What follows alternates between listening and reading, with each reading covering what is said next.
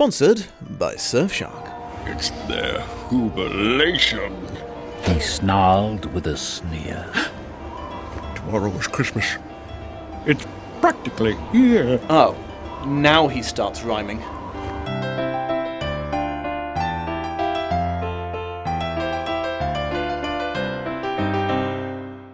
Hello my beautiful watchers, and welcome to Lost in Adaptation, the internet review show dedicated to comparing films to the books they're based on. I must confess I feel some kinship with today's subject because I also went through a reasonably well-documented militant anti-Christmas phase that I eventually forced myself out of when it was brought to my attention that I was bumming everyone I know out. Theodore Seuss Geisel, aka Dr. Seuss, was an American children's author, illustrator, and cartoonist who rose to extreme popularity in the mid-20th century and to date has stayed there permanently, selling over 700 million books worldwide. His short illustrated stories, written in anapaestic tetrameter and often containing unique nonsense words that have become distinctly recognizable as Dr. Seuss's, sometimes referred to as Seussian Latin, include such hits as The Cat in the Hat, Green Eggs and Ham, The Lorax, and There's a Wocket in My Pocket. He completed over 60 children's books in his lifetime, only breaking from this endeavor in the early 40s to make political cartoons encouraging the US to enter the Second World War against the Nazis,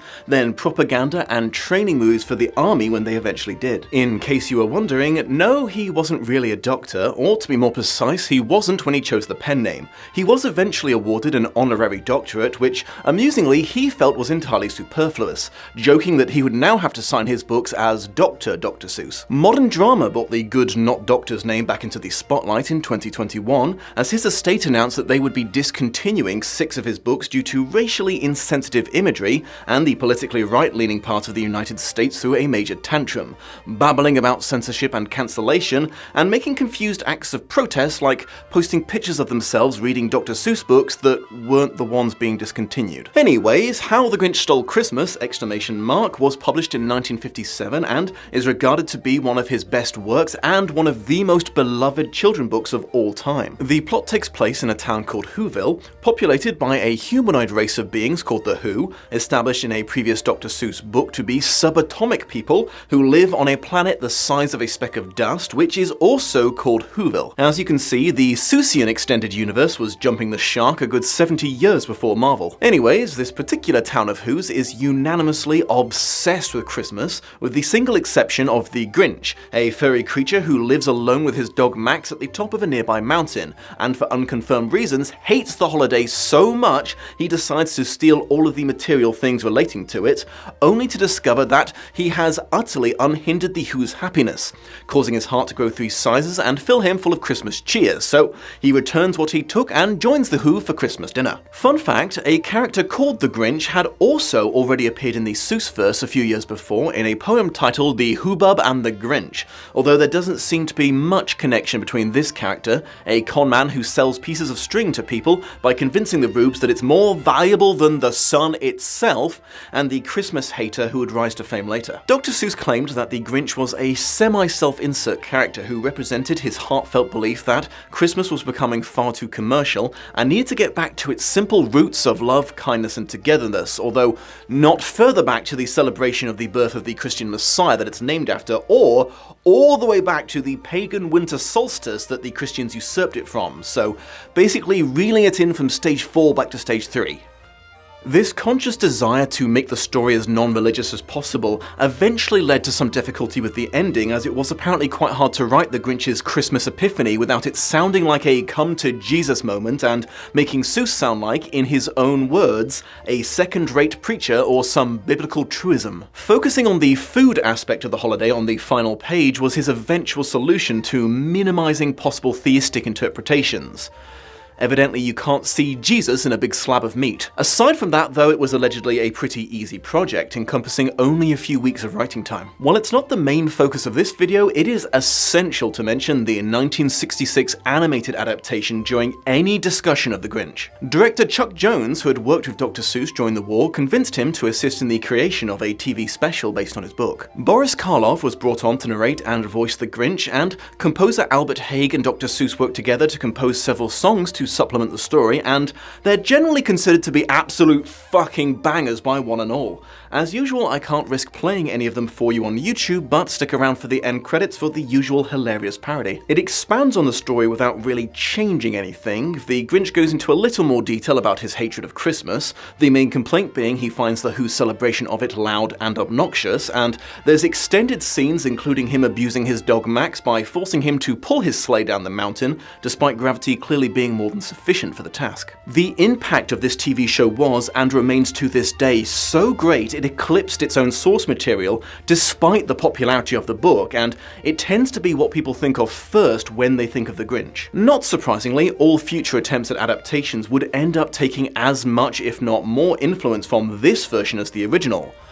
Speaking of, despite the success of this and several other animated shorts, Dr. Seuss steadfastly refused all offers from Hollywood to turn his books into feature films for his entire life. However, after he passed away in 1991, his widow, Audrey Geisel, was more amenable to the idea, though she proved that she was cannily aware of just how much these rights were worth, as she made it very clear there would be steep prices to pay for them, not just in down payment, but gross profit and merchandise percentages. When a new adaptation of The Grinch was pitched to her, she demanded creative oversight, the right of veto over any elements of the screenplay she felt were inappropriate, and provided a shortlist of actors she felt were sufficiently famous as physical comedic actors to fill the role. She apparently rejected several versions pitched to her by major production companies, and I have to say, even though selling the film rights was clearly not in keeping with her late husband's wishes, I can't help but respect the way this boss bitch made some of the most powerful people in Hollywood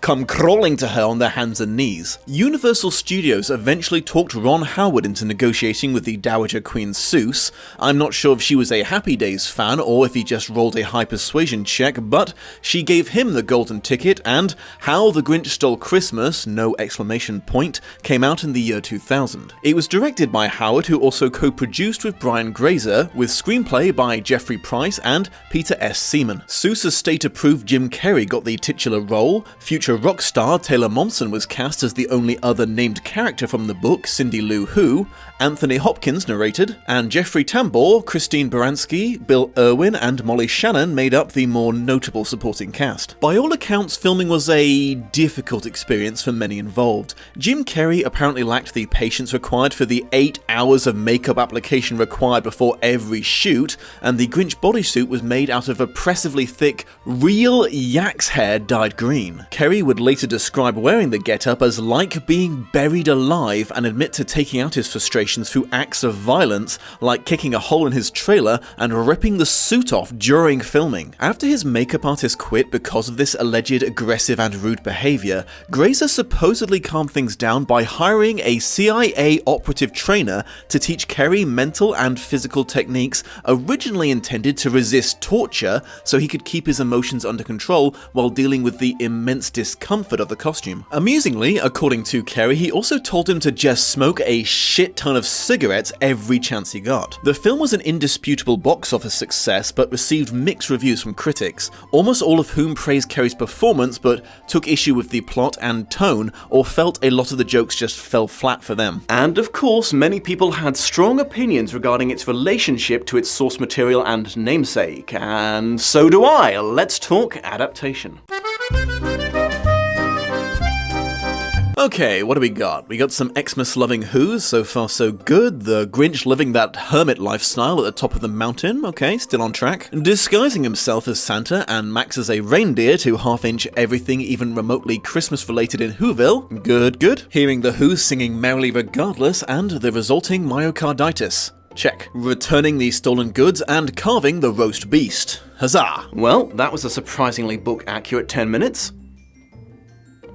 It's just a shame about the other hour and a half of film. Before we get to that though, credit where credit's due, they clearly put a shit ton of work into translating the Seussian aesthetic into live action. The landscape, the architecture, the clothing, even the cast's faces are as close as you could possibly get to the artwork. Though in the case of that last example, I'm pretty sure we can all agree that we wish they hadn't because horrifying! Several covers of the iconic songs from the animated movie are included, along with visual references to scenes created in that adaptation. But even with this extra content to draw on, you just can't make a feature-length movie from 25 pages of rhymes and drawings. So, it's fair to say no one could have gone into this film not expecting there to be some extra plot. However, it's also fair to say that very few people could have predicted exactly what direction they were going to take it. Not hugely important in the grand scheme of things, but the film starts with a whimsical description about how the entire story takes place on the surface of a snowflake. And while this is in keeping with the source material's size scale for The Who, and there's clearly some time dilation effect going on, I can't help but think about how the Who civilization in its entirety is ultimately destined to see their world collapse around them in a watery doom as their ice planet eventually lands on the ground and melts. Two major subplots were added to the film. Firstly, The Who are now just as wrapped up in the material aspects of Christmas as the book Grinch believed that they were, and they need to be reminded of the true meaning of the season by the end. And secondly, the Grinch no longer hates Christmas because he mistakenly believed the Whos were being too superficial about it. No indeed. Now he hates Christmas because of childhood trauma! Cindy Lou, a 2-year-old who featured very briefly in the original story when she awakened to witness the Grinch stealing Christmas but is gaslit into not raising the alarm, is aged up and promoted to co-star of the film as the only who feels that maybe rampant capitalism isn't the best way to get one's Christmas on. She crosses paths with Kerry Grinch multiple times, starting when he makes a pre-Christmas visit to Whoville to sow discord and is inspired to investigate his backstory after he chooses not to let her die a horrible death in a situation he created. Said backstory turns out to be... Okay, this is where shit gets really unhinged, so buckle up. The Grinch apparently started life as an animatronic, less cute than Grogu, but thankfully significantly less terrifying than Renesmee. He was raised by a kind-hearted middle-aged lesbian couple and lived amongst the Whos until he was bullied too far during a school Christmas celebration and went on a rampage before exiling himself to the mountaintop. Oh, and he also had a romantic thing going on with a Who named Martha May, who never stops being openly thirsty for him throughout the entire movie. Yes indeed, that is exactly what a Dr. Seuss story needed. Sexual tension! Sorry, Horton, now you have to hear a Who fucking the Grinch! Anyway, inspired by this tragic origin story, Cindy Lou tries to reintegrate the Grinch into Whoian society, but his childhood bully, now the mayor of the town, intentionally triggers his PTSD and sends him into another rampage. This is what inspires his big Christmas heist and very temporarily gets the movie back on the original storyline. Except that he has a rocket-powered flying sleigh now. A major complaint from people who dislike this film is the addition of the Grinch getting revenge on his antagonist by tricking him into kissing his dog's anus, with complaints ranging from general animal cruelty to it being too lowbrow even for a movie that depicts the Grinch motorboating a Who. That said, aside from this one moment, the Grinch and Max seem to have a slightly less abusive relationship than in previous incarnations, which is nice. Another scene borrowed from the animated version, in which the sleigh almost falls off a cliff after the Grinch's enlightenment, is given some extra stakes here, as Cindy Lou proves that selective evolution is not a strong point for the Who by voluntarily climbing on top of the precarious vehicle after apparently scaling the mountain solo. There doesn't appear to be any conceivable logical reason for her to do this, so one has to assume she was simply trying out being an adrenaline junkie. I also couldn't help but notice that while a pair of older brothers made a small appearance in the movie, Cindy Lou's younger siblings appear to be missing from this version of the story. The Who Hunger Games must have really hit this poor family hard. Hey, Dr. S, I love the new book. The little people who are all about Christmas were a great touch. What were they called again? Who? You know, the people in the book. Who? The guys the Grinch stole Christmas from. Who? The happy little guys who live in the town. Who? The people in the book you wrote. Who are the people in the book I wrote? That's what I want to know!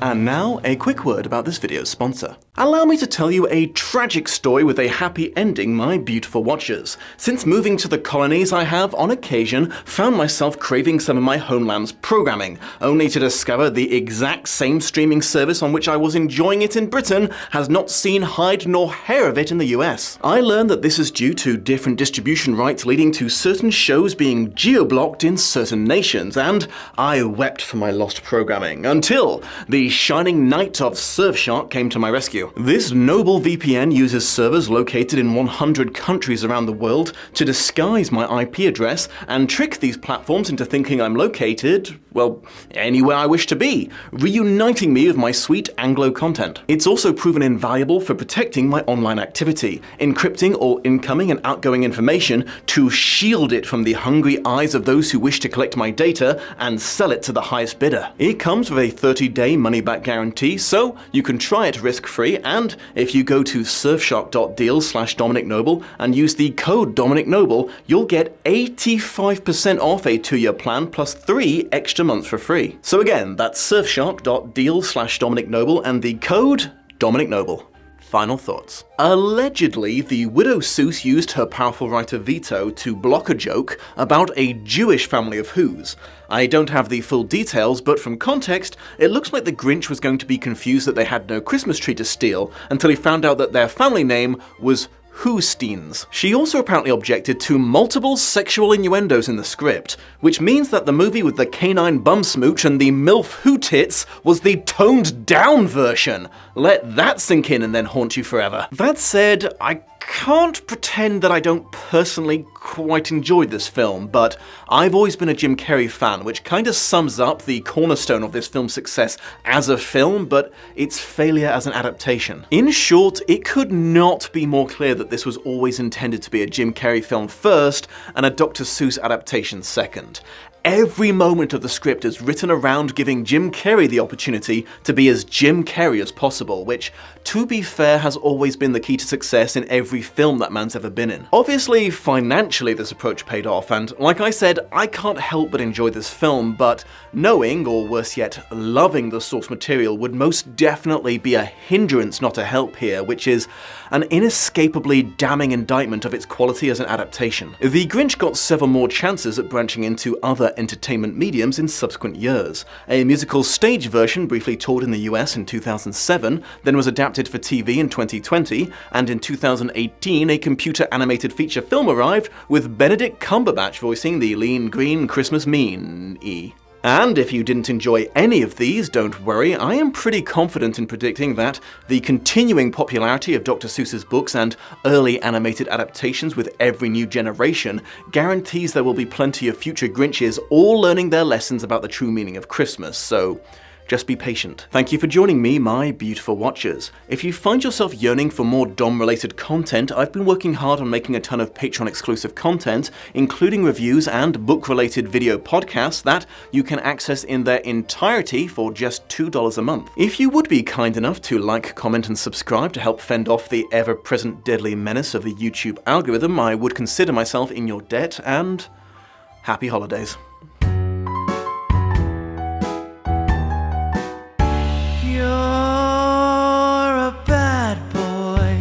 Mr. Grinch, you really turn me on, and I wanna freak your body till the break of Christmas morn. Mr. Grinch, come over here and let me blow on that horn.